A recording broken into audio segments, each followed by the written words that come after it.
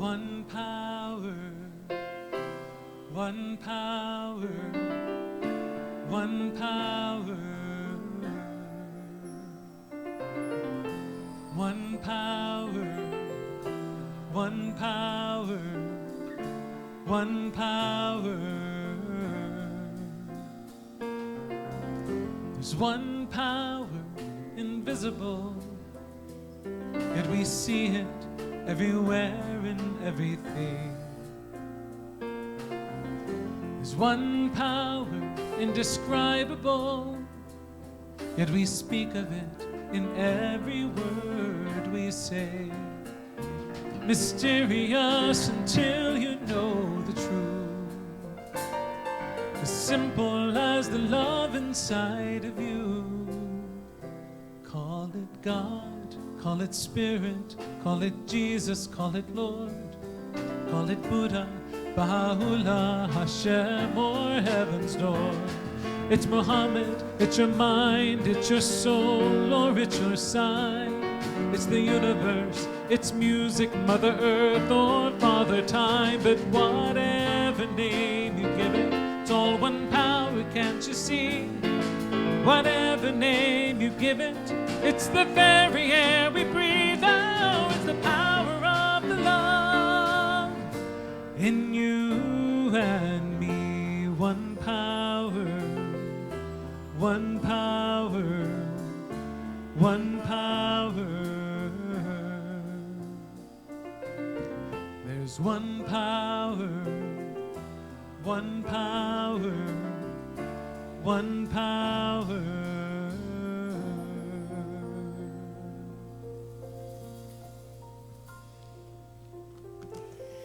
Let's take a moment to arrive, perhaps closing your eyes and tuning in to whatever sensations you might be experiencing.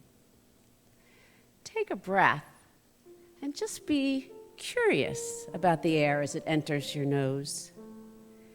See if you can feel it moving into your lungs and expanding them.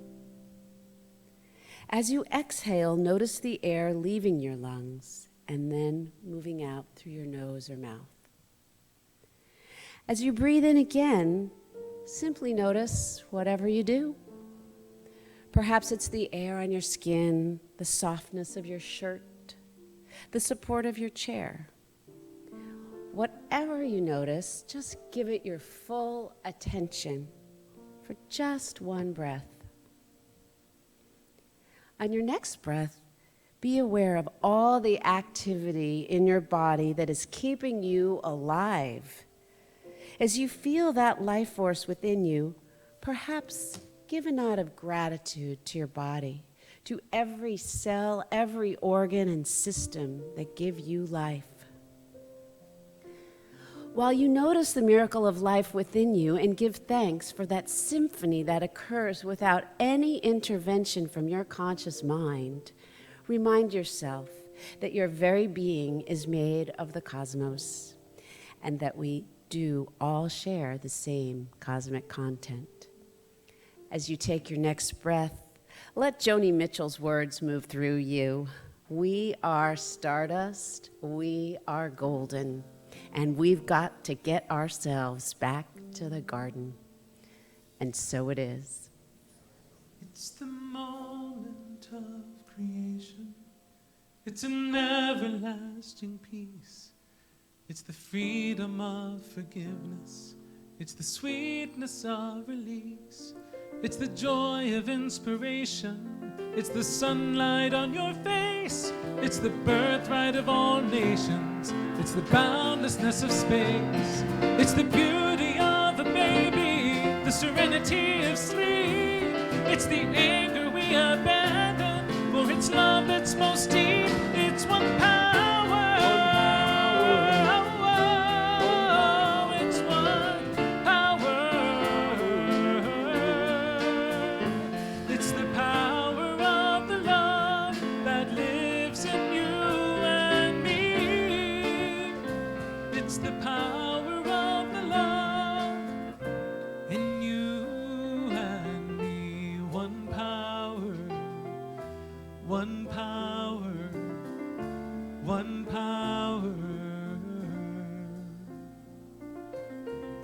It's one power, one power, one power.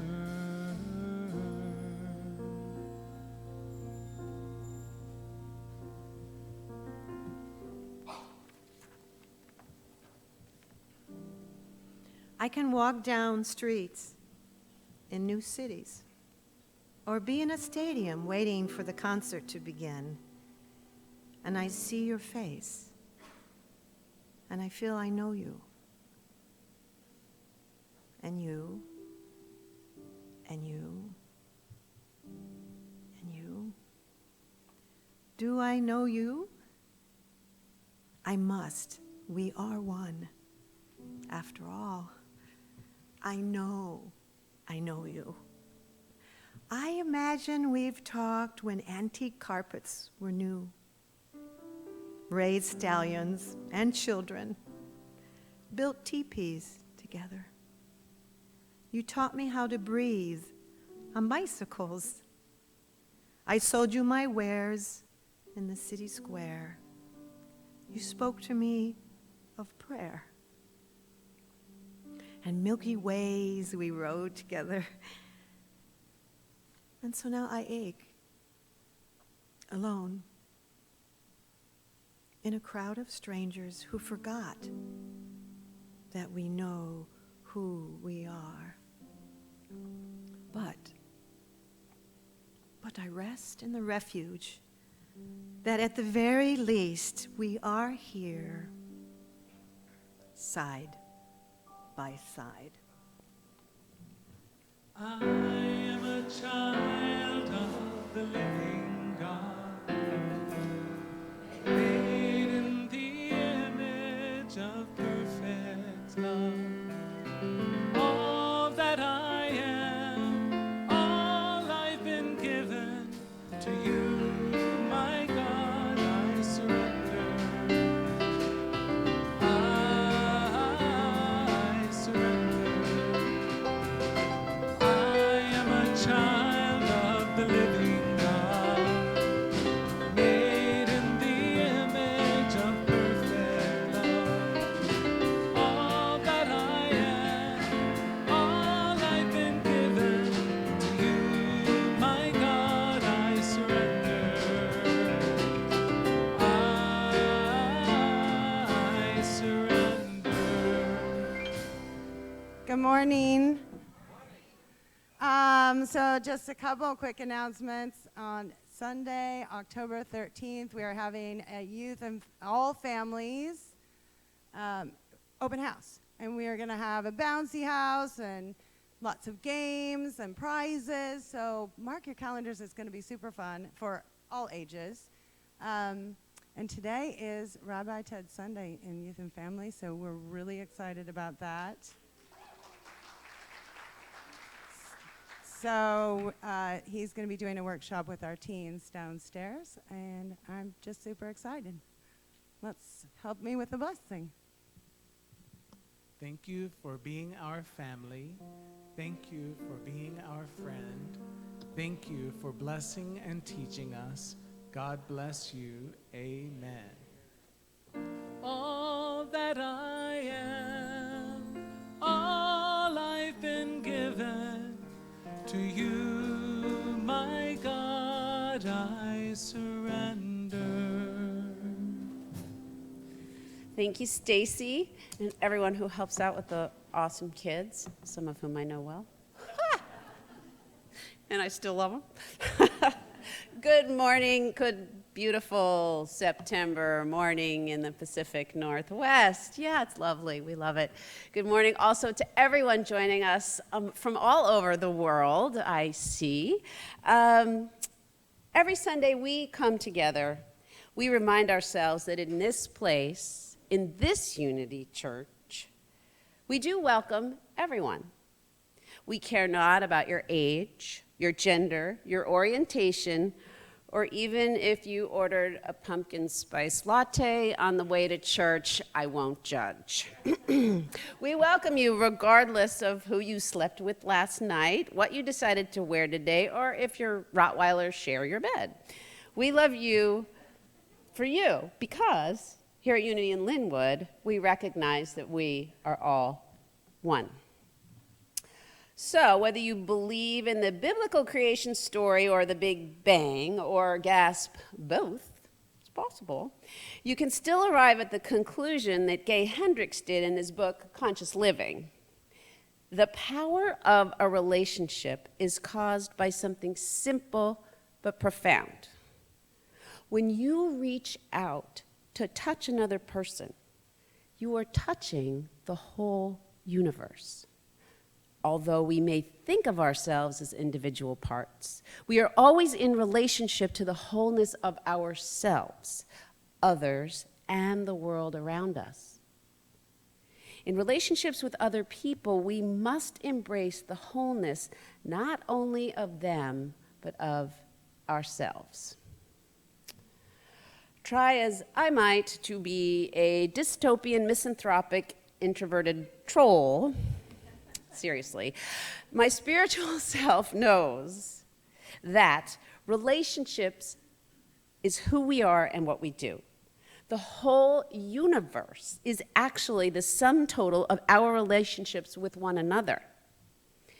And even Albert Einstein said, we experience ourselves, our thoughts and feelings, as something separate from the rest, a kind of optical delusion of consciousness. Thank you, Mr. Einstein. Following in those footsteps, the Nobel winner Erwin Schrödinger once observed that a quantum physics is compatible with the notion that there is indeed a basic oneness of the universe. Oh, love that. And if you want a more contemporary consideration, I offer you these words from an article in Scientific American from October of last year. And I quote, "Despite it seeming as though the world is full of many divisions, many people throughout the course of human history, and even today, truly believe that individual things are part of some fundamental entity." And the author goes on to describe a study where they surveyed people on 6 basic questions, which I will skip right now, but as it turns out, the participants who scored highest on these questions, such as everything is composed of the same basic substance, whether one thinks of it as spirit, consciousness, quantum processes, or whatever. As it turns out, those people were much more likely to have an identity that extends beyond the individual to encompass wider aspects of humankind, life, nature, and even the cosmos.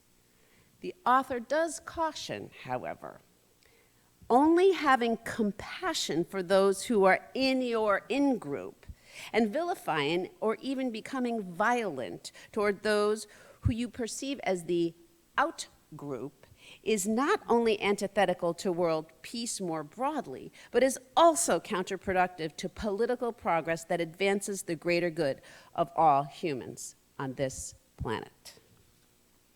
In contrast, the researchers found that a belief in oneness was related to values indicating a universal concern for the welfare of all people, as well as greater compassion for others.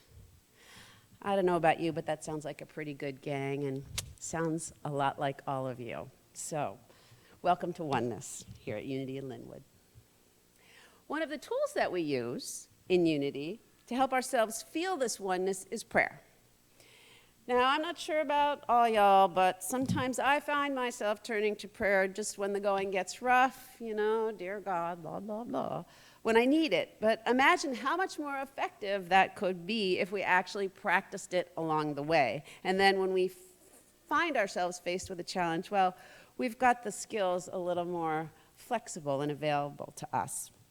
So we try to make practicing prayer easy here at Unity in Lynnwood. And there are lots of ways to get support in your practice. You can fill out a prayer slip that's in the seat pocket in front of you, drop it in the offering basket later on. We'll get a lot of attention from the prayer chaplains. You can call our confidential prayer line. You can also go online on the website or the app on your phone and leave a prayer request there. However, if you would like a little more personal touch, today after service you can spend some time with a prayer chaplain. That can help with a little synergy, just doing it with someone else. And our prayer chaplains really love to provide that service for you. So I'd like to ask the chaplains to stand and be recognized. Thank you. Looks like we have enough, but I'm at the ready. Got the purple stole at the ready, if needed. Affirmations and denials are other cornerstones of our practice here at Unity. When I'm having a bad day, sometimes I realize that the badness of the day is all those negative voices in my head, saying all that stuff to me that probably isn't true. And if I can just stop for a moment and recognize that chatter and make a denial about it and replace it with something more positive, things go a lot better. So today's affirmation is displayed on the screen, and I invite you to join me. I invite you to listen first. Listen first, and then join me, and we'll say it together. In any moment that the lowest level of me would build a fence of limitation or separation, the highest of me builds a bridge to possibility and unity. If you'd like to stand, please join me. In any moment that the lowest of me would build a fence of limitation or separation, the highest of me builds a bridge to possibility and unity. Let's take a moment and say hello to each other.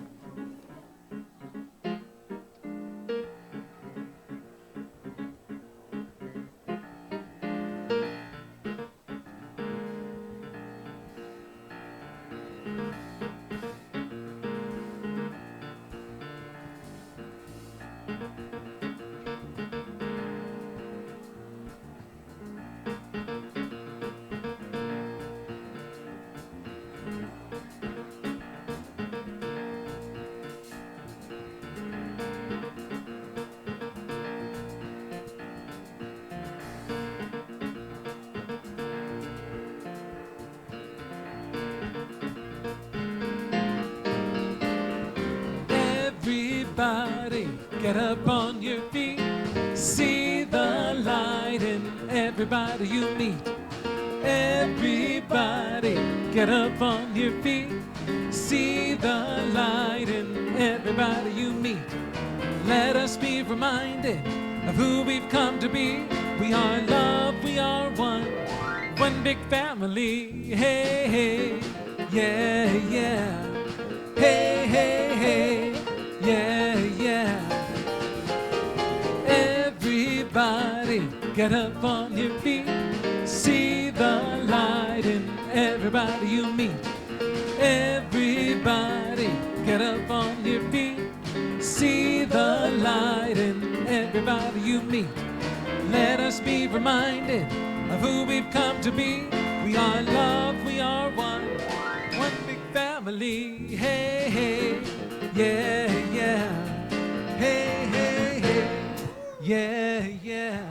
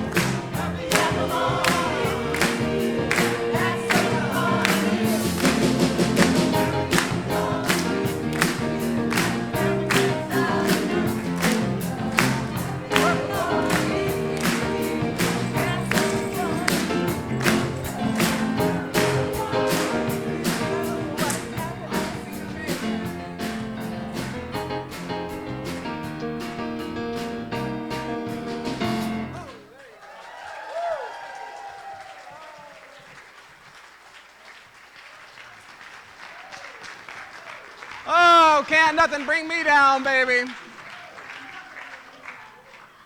Your level's too high, Reverend Nina Clark. Your level's too high, Mama. Woo! Happy belated Grandparents' Day again, Unity in Lynnwood. I love being with you. The offerings of small group ministry appear on the screen behind me. Please grab an informational postcard on your way out. You are welcome into any and all. The gift shop, when you have a moment, give those people a pat on the back. They highlight 3 books for you this morning. These are books of flight for children, entitled Be Still, the story of a little bird and how he found his purpose. Does that sound? Whew. Exactly. The second one is White Butterfly and Her Wings of Many Colors. And third, a book entitled I, Monty by Marcus Bach, in which Monty is the philosopher in each one of us, exploring the mysteries of life and death, afterlife, rebirth, and love. Please check them out in your spiritual gift shop. Your local humanitarian outreach ministry introduces an October clothing drive in support of the Everett Gospel Mission and Holly House. So thank you for donating men's and women's new underwear and socks, new or gently used winter clothing, pajama bottoms for children and youth ages 10 and up. We have yet again provided an informational postcard on your way out. Stephanie Barton returns to Unity in Lynnwood. The first weekend of October features a workshop entitled Learn to Connect with Loved Ones on the Other Side. An in-depth exploration of the energetic anatomy of physical death. Is that a great turn of phrase or what? Return Sunday evening at 6 o'clock p.m. for Angels Among Us. It is a collective experience available on a love offering basis. And finally, if you're interested in becoming a member of this ever-evolving, unfolding idea we call Unity in Lynnwood, please join me for an experience we call the Basics of Unity on Sunday, October 6th, following either service. This is followed by a reception with your Board of Trustees, with your staff, with leaders on Friday evening, October 11th, and new members Sunday on October 13th. Please complete the application found at the Welcome and Information. You are so good. Thanks to both of you who were right on top of that. Reverend Nina Clark, Karen Breen James, your so generous co-chairs of the annual benefit gala and auction. Would you welcome them and thank them this morning? Woo. Your level's too high. Ahoy, mateys. Yeah, you guys been practicing. Are you ready? Captain Karen, how do pirates make their money? By hook or by crook. You guys grown so good. First mate Nina, how do you save a drowning pirate? With CPR.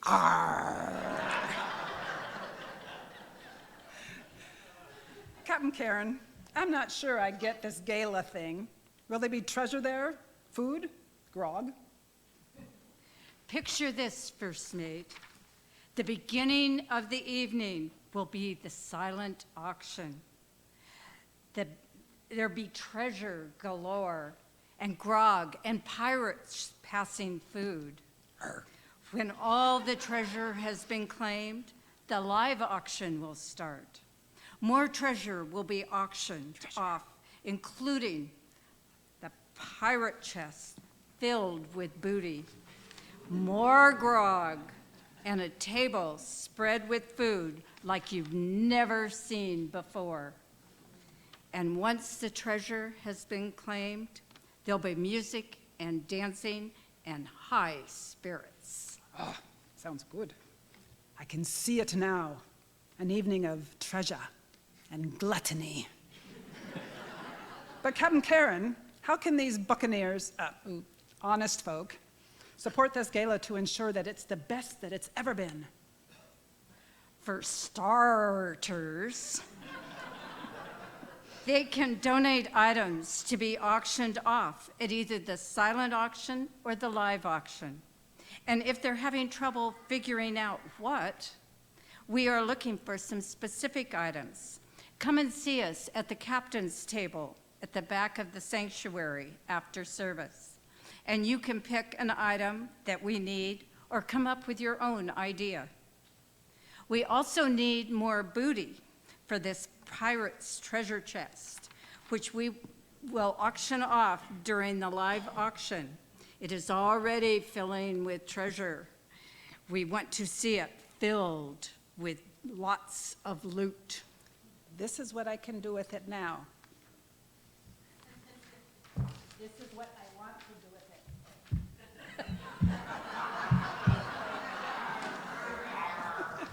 it. Are there other ways to support us pirates? I mean, the gala.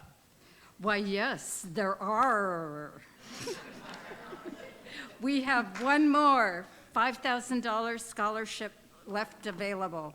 This sponsorship level includes a pre-auction reception for the sponsor and their guests at the lovely home of Howard and Judy Shermack, along with some other benefits. You can think of any other ways for these buccaneers to participate. Well, we could use a few more hands to swab the deck, to volunteer. Thanks to those of you who have already signed up to man the sails and swab the decks. Captain Karen, oh, that's your line.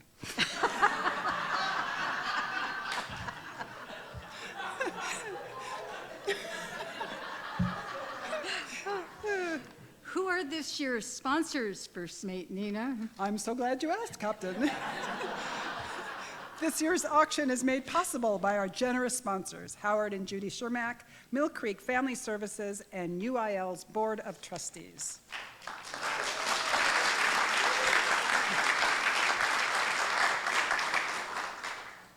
This pirate ship sets sail on October 26th, so reserve your seat today, either at the captain's table at the back of the sanctuary or online in the privacy of your own pirate ship.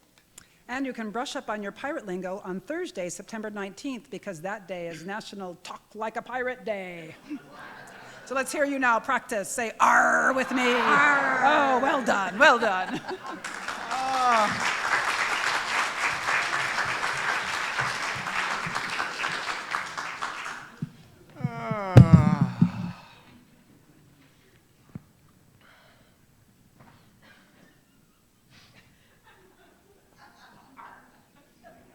You're having fun, aren't you? I love that. It just occurred to me this morning for the first time that your board of trustees is sponsoring this event. I just didn't glue the pieces together. What noble, enlightened leadership we enjoy. Do you agree? Woo!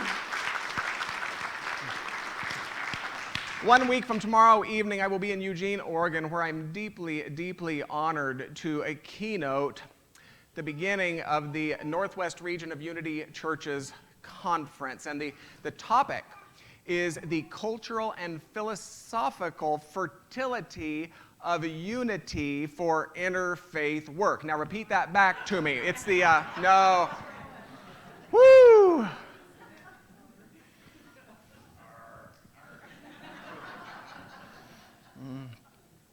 What an honor.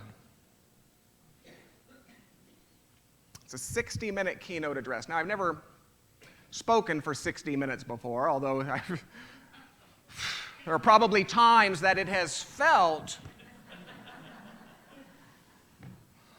like 60 minutes. But as I have fashioned this keynote over the past weeks, I have found myself compelled to share part of it with you because, my friends, you are in it from the beginning to the end.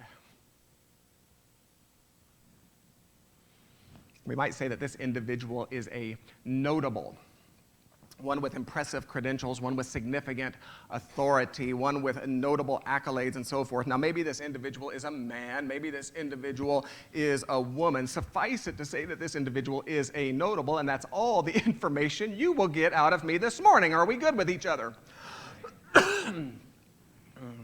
First among the two most memorable moments was that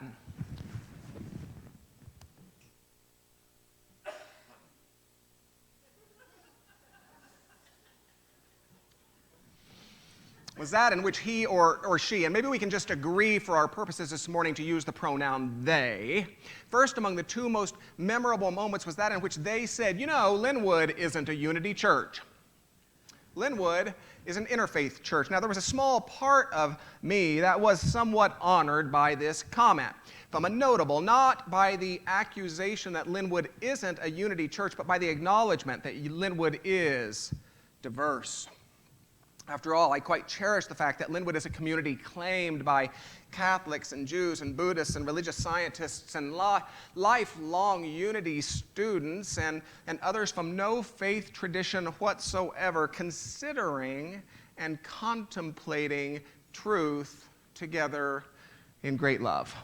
And yet, while there was a small part of me that was somewhat honored by this comment from a drop-in notable, the larger part of me knew that I hadn't been the recipient of a compliment. Quite the opposite, in fact. The larger part of me knew that I had been the recipient of something leaning less toward compliment and more toward critique, criticism, even condemnation. Has this ever happened to one of you? The letter says one thing as the Spirit says another. The tongue speweth poetry as the heart speweth poison.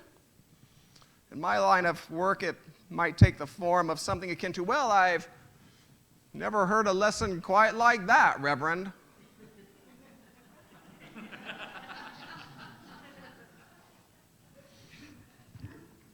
Or maybe you can relate to that moment in which someone first spots your new hair, your new dress, your new decor, your new fill in the blank, only to say, well, now that truly is something. If you're from the South, it might be followed with a, well, bless your heart. That truly is something. Bless your heart. Woo. So while there was a small part of me that was tempted to say, why, thank you so very much, the larger part of me knew that the speaker would have considered I'm sorry, or I'll try to do better next time, or my deepest apologies, Your Royal Highness, to be among the more appropriate responses. And second among the two most memorable moments was that in which they noticed the chair of our Interfaith at UIL program, Rabbi Ted Falk, and I could say they noticed the former scholar in residence for Unity in Bellevue, the founder of Bet Olive Meditative Synagogue, the co-founder of the Interfaith Amigos, the co-author of numerous books, including Judaism for Dummies. That is like a big deal, don't you think? The globe-trotting counsel to some of the planet's foremost voices in spirituality and consciousness. He will deny that, don't ask. I might say they noticed Ted Falcon, Ph.D., often referred to as the New Thought Rabbi of the Pacific Northwest, only to walk past and to say loudly enough for multiple people to hear, he doesn't belong here. And I have to admit, I found myself deeply saddened. I found myself deeply saddened because I didn't recognize this as the voice of my unity. He doesn't belong here. It sounded more like that voice of normative Christian culture, which drove me, and I imagine many others in this same room, to places like Unity in the first place. It's the voice of that most basal, tribal self of us that does what it does so well. That most basal, tribal self of us that perceives others everywhere and casts them aside as dangerous. And in doing what it does so well, that most basal, tribal self of us has wreaked its havoc on others of every imaginable variety since our earliest ancestors first meandered from their caves to begin that first trek across the African plains so many centuries past. And in doing what it does so well, that most basal tribal self of us continues to wreak its havoc on women and on children, on gays, on Muslims, and people of that other politic, and members of that other class, and Christians of that other denomination, and others of every imaginable variety since. And in that moment, it wreaked its havoc on my friend. He doesn't belong here. And I found myself deeply saddened because I didn't recognize this as the voice of my unity. Rather, the voice I recognize as being that of my unity is one which may pay its respect to that most basal tribal self of us, for it's not without its value, and besides unity, people are notoriously polite. The voice I recognize as that of my unity is one which might pay its respect to that most basal tribal self of us, but at the same time, it's a voice of that highest, truest self of us that does what it does so well. That highest, truest self of us that perceives commonality everywhere and holds it close as something holy. The voice I recognize as the voice of my unity tends to reflect such a vantage point with recollections such as, well, you might be tall, but in truth you are the life of God expressing. With recognitions such as, well, you might be Muslim, but in truth you are the life of God expressing. With realizations such as, well, you might be a Christian of that other denomination, but in truth you are the life of God expressing. That's why tragedy is always so complex, so ironic, for it's when tragedy, let's say a fire destroying a rainforest or a hurricane devastating an island nation, that humanity is so often jolted awake from our slumbering mediocrity to the holiness of life. So the voice I recognize as that of my unity is a voice I heard for the first time at 9777 Antioch Road, Overland Park, Kansas, circa 1985. Paula McClellan was the interim minister. Her husband, Foster McClellan, was never far from her side. I didn't understand a word they said.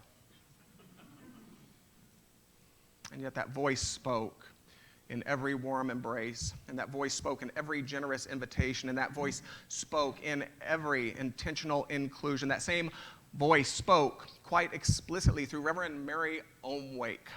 Several years later, from the platform at 10300 Antioch Road, a physical location that would ultimately come to represent the idea of community to some 2,000 parishioners every Sunday, when she said, "My friends, if you cannot find a way to love your gay brothers and sisters, you will never find a way to be happy at Unity Church in Overland Park."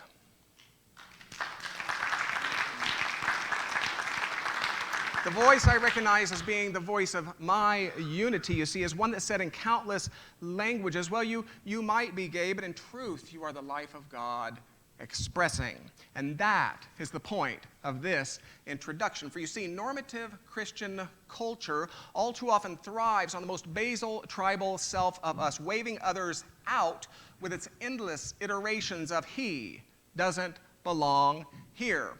While unity culture commits to that very highest, truest self of us, waving everyone in with its ceaseless variations of you do belong here.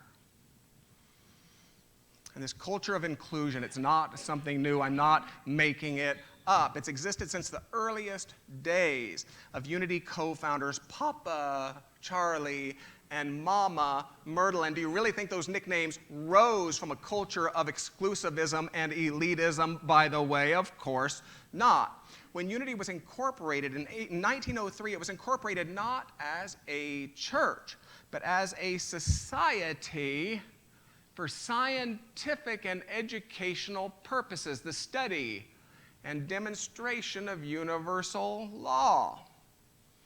Charles Fillmore offered, and I quote, "Unity is not a separation of people into an exclusive group of know-it-alls."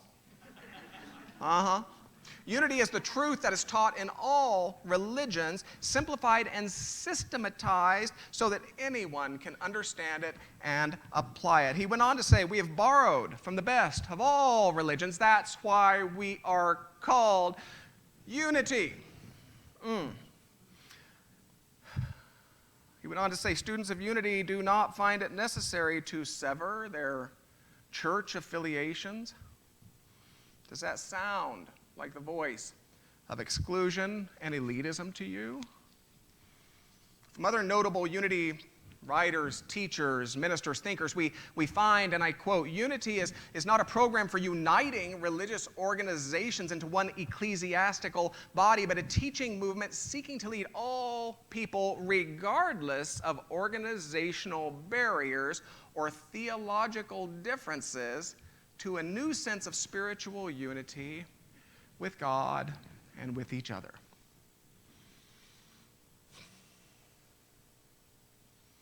How about this? Through the years, it has influenced thousands of many denominations toward a better understanding and working of principles hidden within all religions. Does that sound like the voice of exclusion and elitism to you? I have to believe Charles and Myrtle themselves said it best when they said, and I quote, the doors of unity swing in for all who want to come and study. The doors of unity swing in. It's from the Unity Archives that I recall reading the following. Mr. Fillmore was approached by an African American who indicated that he represented a group who wanted to attend lectures. And he asked if a space might be afforded them to attend, the implication being that such a request must have been appropriate to that context to some degree. Mr. Fillmore answered, yes, this space would be afforded the African American congregation.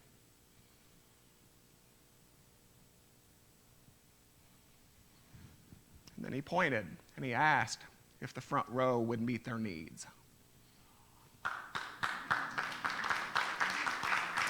Does this sound like the voice of exclusion and elitism to you?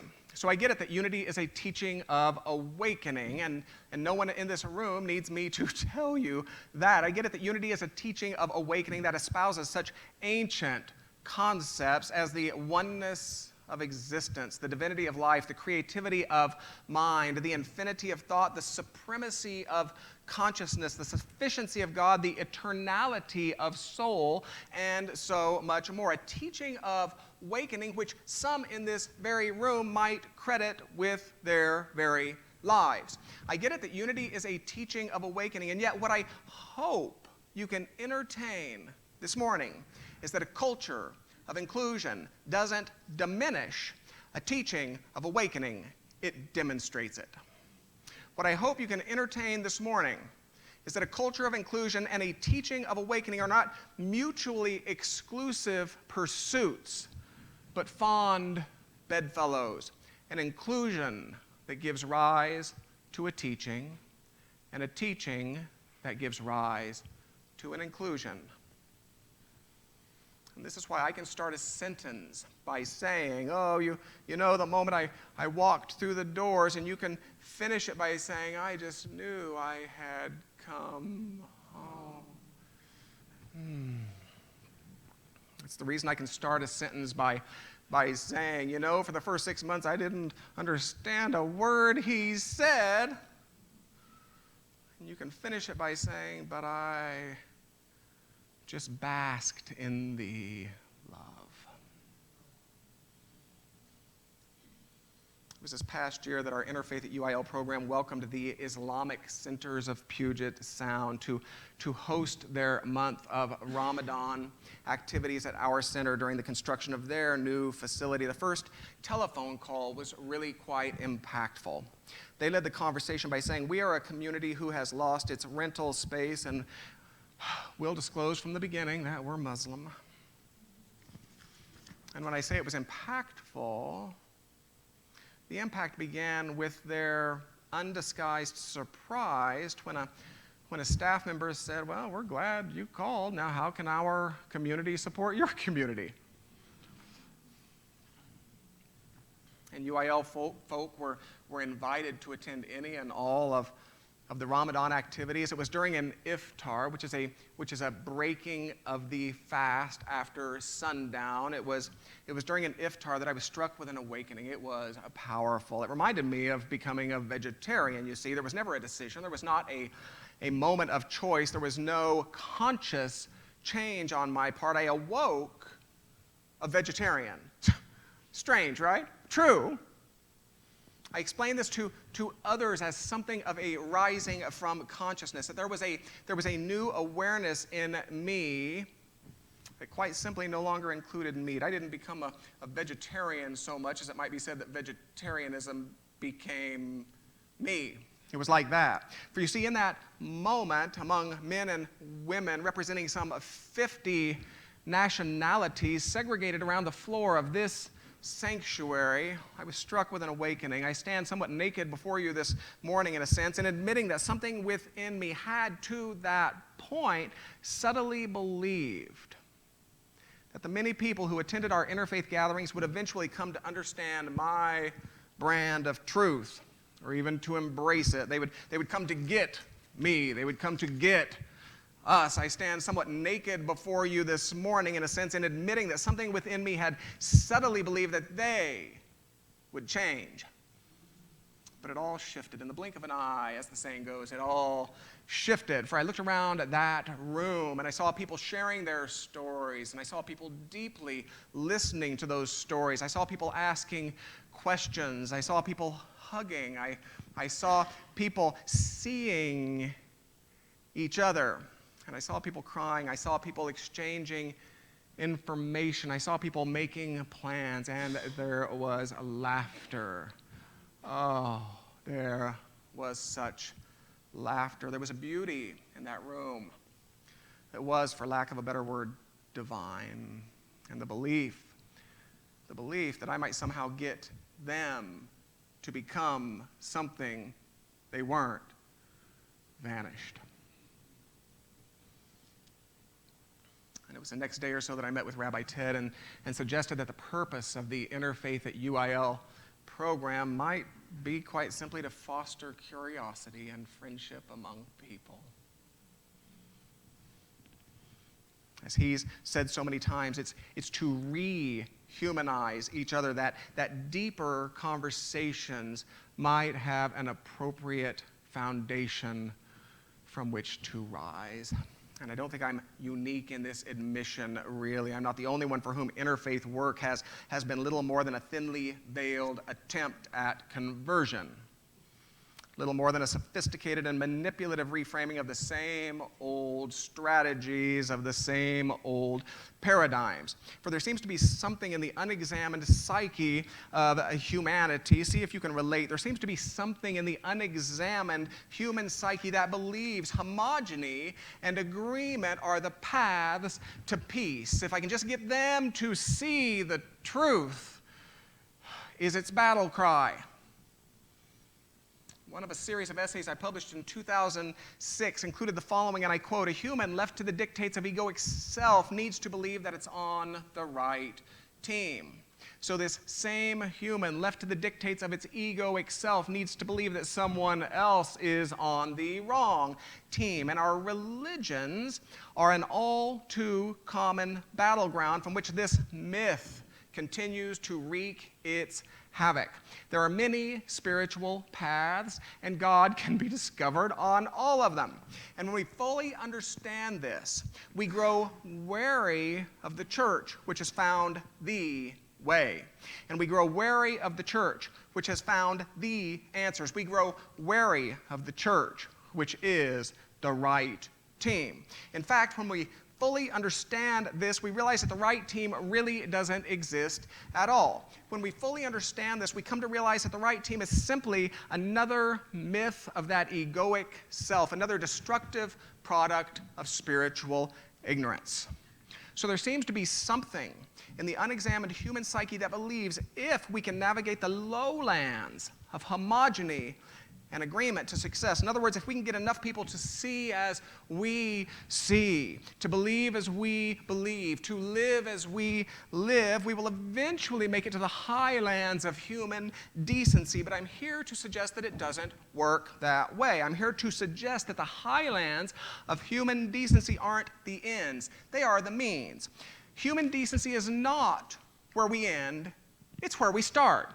It's as we meet each other on the highlands of human decency that we come to perceive that pursuit of homogeny and agreement for what it is, yet another creation of that most tribal, basal self of us.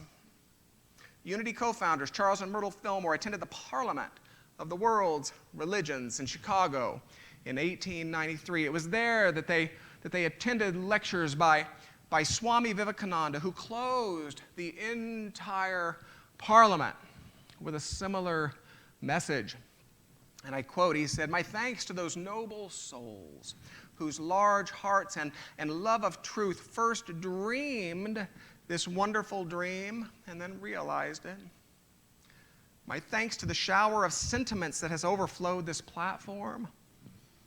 My thanks to the enlightened audience for their uniform kindness to me and for their appreciation of every thought that tends to smooth the friction of religions. A few jarring notes were heard from time to time in the harmony, and my special thanks to them, for they have, by their striking contrast, made general harmony even sweeter. Much has been said of the common ground of religious unity. If anyone here hopes that this unity will come by the triumph of any one of the religions and the destruction of the others, I say, oh, yours is an impossible hope. Do I wish that the Christian would become Hindu? Do I wish that the Hindu or Buddhist would become Christian? The seed is put in the ground, and the earth and the air and the water are placed around it. Does the seed become the earth or the air or the water? No, it becomes a plant. It develops after the law of its own growth, assimilates the air, assimilates the earth and the water, converts them into plant substance and grows into a plant. Similar is the case with religion. The Christian is not to become a Hindu or a Buddhist, nor a Hindu or a Buddhist to become a Christian. But each must assimilate the spirit of the others, preserve his individuality, and yet grow according to his own law of growth. And he concluded by saying, if the Parliament has shown anything to the world, it has proved to the world that holiness, that purity, charity are not the exclusive possessions of any one church, and that every system has produced men and women of the most exalted character. In the face of this evidence, if anybody dreams of the exclusive survival of his own and the destruction of another, I pity him from the bottom of my heart. And I point out that upon the banner of every religion will ultimately be written, help, not fight, harmony and peace, not destruction.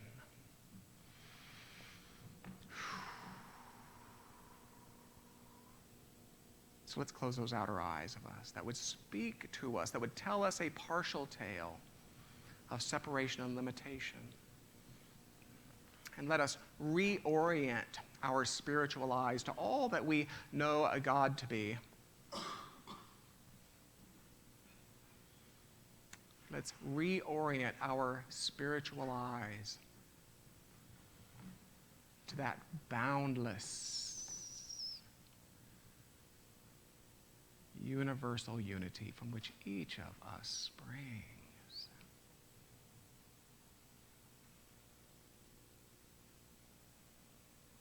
Conjuring that faculty of imagination, let's just imagine the very hearts of us, the very minds of us being elevated into this new awareness.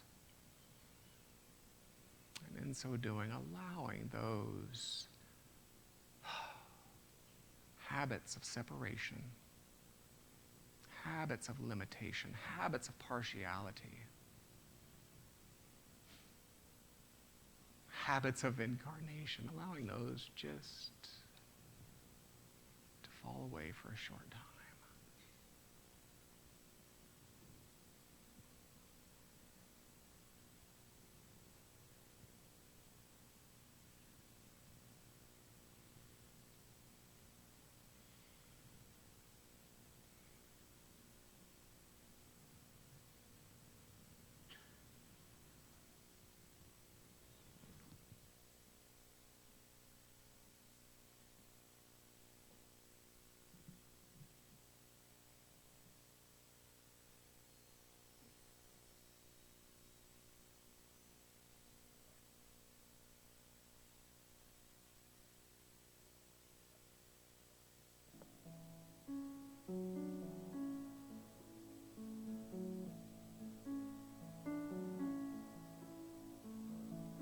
Your chestnut eyes, your chocolate skin, so different from my own. How is this life for you, my sister? Tell me of your search. For we come from different places, and our look is not the same. Why do we build such fences to keep us all contained? I walk with you. You are walking with me, stumbling through our humanity. We're just walking each other home. We're just walking each other home. You kneel 5 times, I cross my chest, your mosque and me, my church. How is this life for you, my brother? Tell me of your search. For we come from different places, and our look is not the same. Why do we build such fences to keep us all contained? I walk with you. You are walking with me, stumbling through our humanity. We're just walking each other home. We're just walking each other home. As we press beyond illusion, through all that isn't real, it's in this higher knowing we awaken and reveal.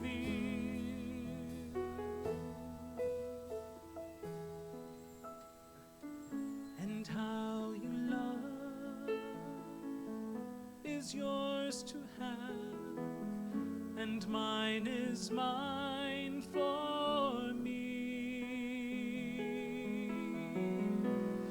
How is this life for you, my friend? Can we set each other free? For we come from different places, and our look is not the same. Why do we build such fences to keep us all contained? I walk with you. You are walking with me, stumbling through our humanity. We're just walking each other home. We're just walking each other home. I walk with you. You are walking with me, stumbling through our humanity. We're just walking each other home. We're just walking each other home. And so it is. And so it is.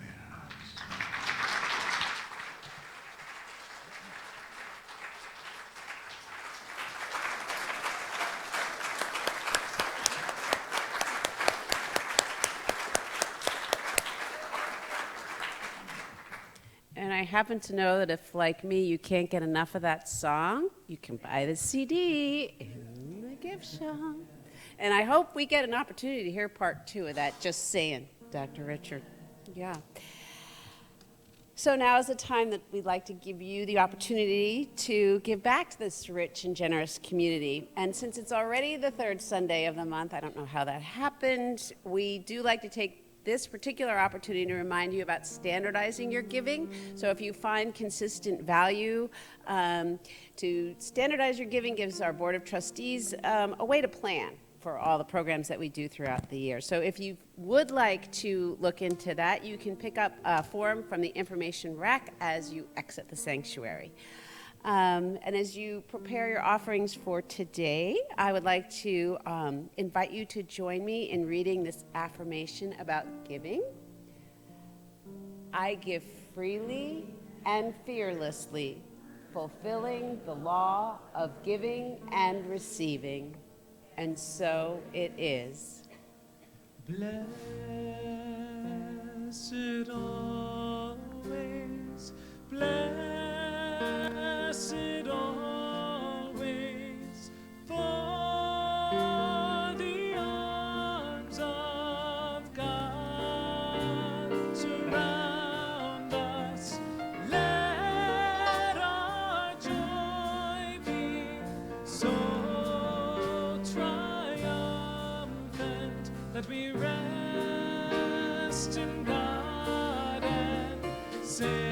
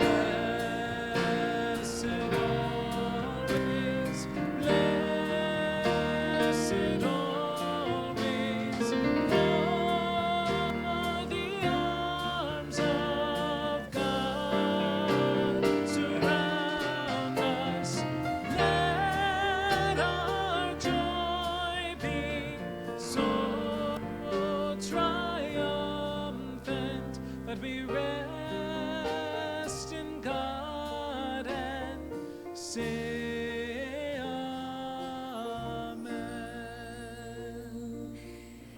Thank you all. Thank you to our online community for your generations made online through our live stream and website. And thank you, ushers, also for your service. So if you haven't figured it out, we do think of ourselves as a welcoming community. And to that end, we really do like to take a moment and welcome anyone who might be new or newer to Unity in Lynnwood today. Do we have any new people who would identify themselves? All right. Welcome. Not only does she raise her hand, she stands up loud and proud. We love that. Woo! Okay. Well, if you are new or newer to Unity in Lynnwood, there's lots of ways to get to know us a little better. There is a newcomer's information card in the seat pocket in front of you. Feel free to take that with you. Tells you a little bit more about who we are, or even better, there is a DVD as you exit the sanctuary to the left there. You can pick that up and learn more about us through there. If you'd like to join our mailing list, there's a stay in touch card also in the seat pocket in front of you. Give us your info. We don't share it, and you get 2 emails a month that just really are informative about all the great things that are going on here.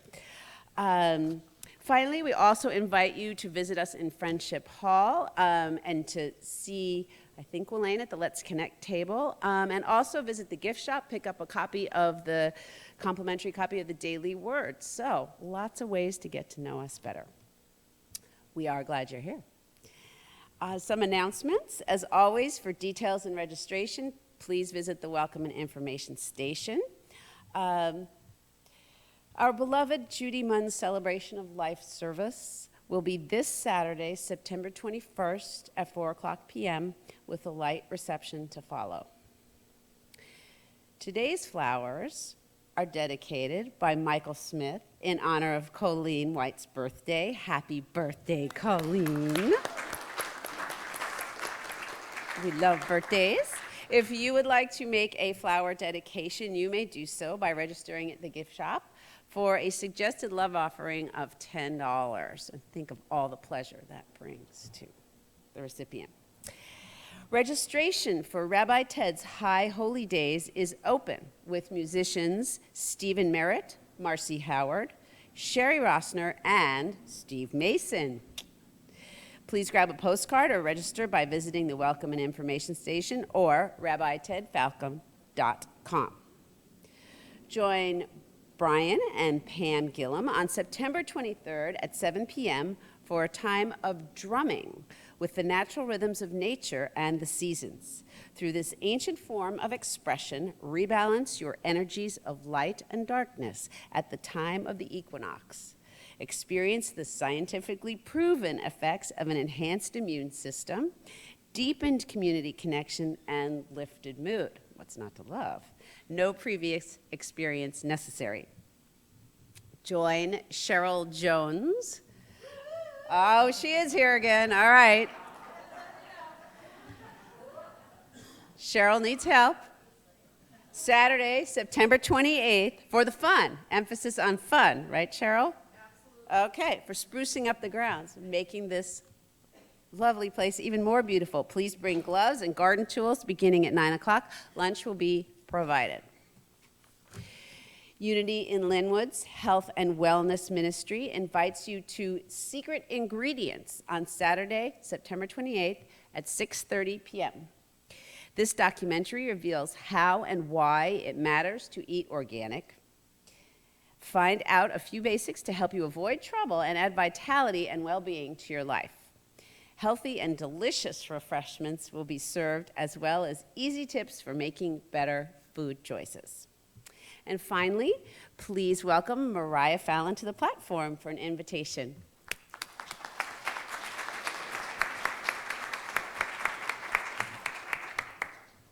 Good morning.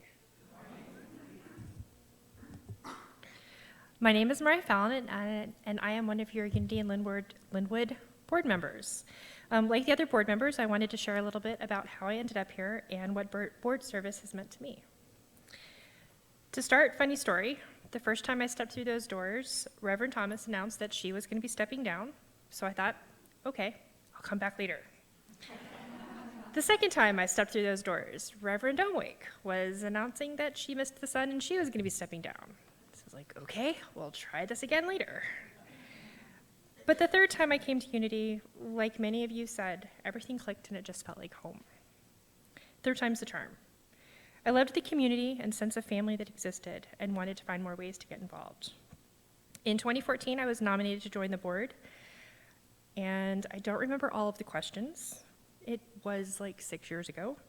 But one of the interview questions asked in earnest seriousness was, did I have a sense of humor? Have a fair appreciation for sarcasm? And I think I answered in the negative and waited through what felt like a really long moment of silence before somebody laughed. The laughter was what hooked me. I remember being told that the board works together towards the macro management versus the day-to-day. I wasn't 100% sure what that meant until I started my time with the board and realized the breadth of that endeavor. Yes, you can tell me or any of the board members if the washroom is out of towels, and we'll do what we can. But we also focus on holding the space for the evolution of our community as a whole. I sit in awe and gratitude being in service with this community, and am deeply humbled by the many ways in which I have grown and been pressed to learn. Working with this amazing group of individuals has challenged me to be more prayerful on a daily basis, to be more thoughtful and intentional with my words and my actions, to be more compassionate to those I encounter, as well as with myself, and above all, to laugh more. If any of this sounds like it might be up your alley and you are interested in board service, come and speak to me after the service. I'll be at the welcome and information table.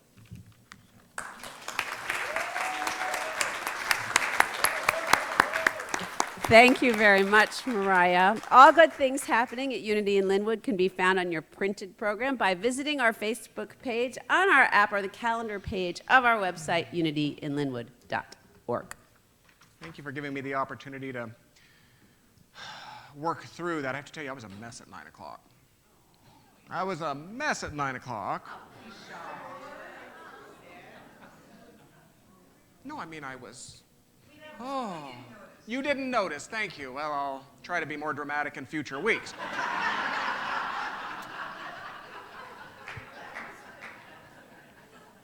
This conversation is near and dear to my heart because, I don't believe the healing we seek is rooted in the arguments we win.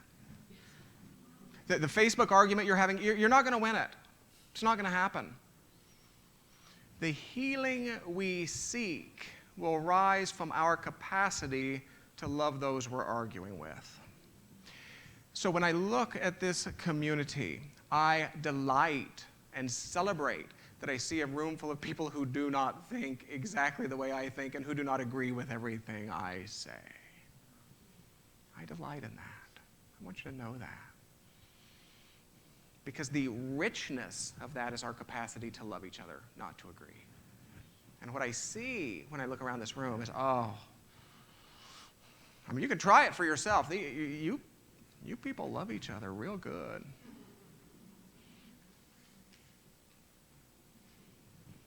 If you feel like standing, please feel free to do so. We'll take these closing words of benediction. You're welcome to remain seated, and then we will close with our song of blessing. They read as follows: there is one power and one presence in, through, and around all creation. So we go forth as the eyes of divine love, as the tongues of divine wisdom, as the hands of divine sufficiency, and the bold and ready hearts of divine life. May the long time sun shine upon you, all love surround you, and the pure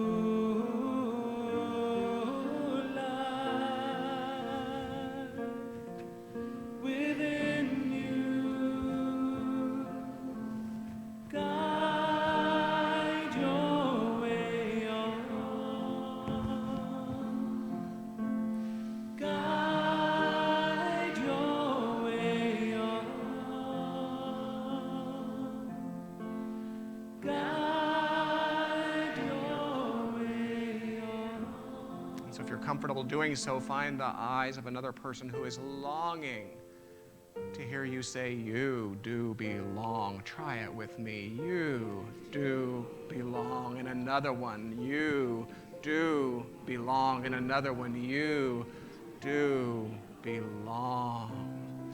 And if you choose to accept it, your task is to learn 3 names of others who belong before you leave this room. And if this is a consciousness of unity, of oneness with which you can align and which you agree to carry forward from this place, let us simply close this time of Holy Communion one with the other by saying, and so it is, and so it is, and so it is. Blessings, Unity in Lynnwood.